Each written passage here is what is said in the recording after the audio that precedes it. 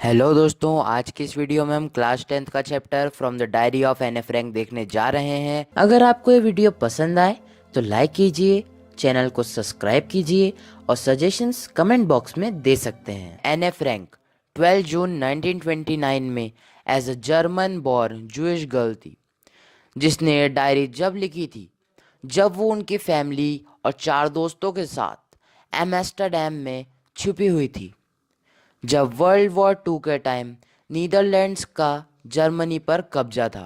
एने ने एक डायरी लिखना शुरू की जब उसके फादर ने उसे उसके 13th बर्थडे पर एक डायरी एज अ गिफ्ट दी।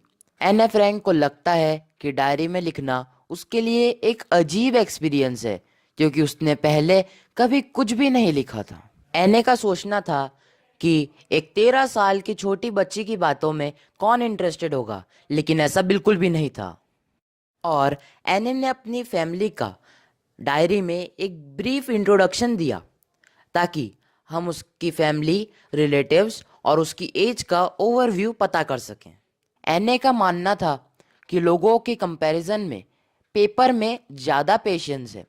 उसके 30 फ्रेंड्स थे, लेकिन उसका एक भी सच्चा दोस्त नहीं था जिसका वो विश्वास कर सके। इसलिए ही उसने डायरी राइटिंग शुरू की और उसने अपनी डायरी का नाम किटी रखा, जो उसकी दोस्त थी। उसके बाद एने और उसकी फैमिली अपने सीक्रेट एनेक्स में शिफ्ट हो गए, जहाँ पर सामने ऑफिस था, स्टोर रूम था और पीछे की तरफ एक सीक्रेट एनेक्स बना हुआ था और उसका एंट्रेंस एक बुक केस के पीछे से था और वो कुछ इस तरह से पार्टीशन किया गया था।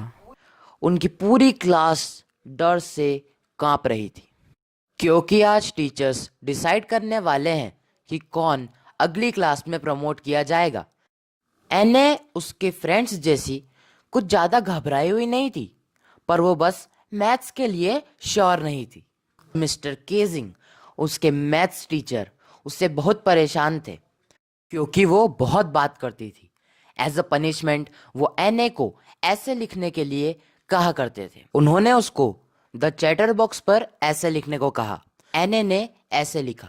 उसने उसमें आर्ग्यू किया। वो इस चीज में मदद नहीं कर सकती, लेकिन वो इस हेरिडेटरी ट्रेट को कंट्रोल करने का वादा करती है। इसके बाद एने में कोई सुधार न देखने के कारण उन्होंने उसे एक और ऐसे लिखने के लिए दिया, the incorrigible chatter box. Third lesson के दौरान उन्होंने quack quack quack sad mistress chatter box पर ऐसे लिखने को बोला।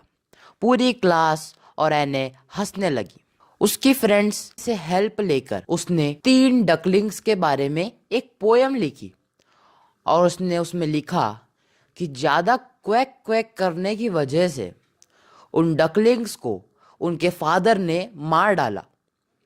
इसको पढ़ने के बाद मिस्टर केजिंग ने उसे एक भी पनिशमेंट नहीं दिया।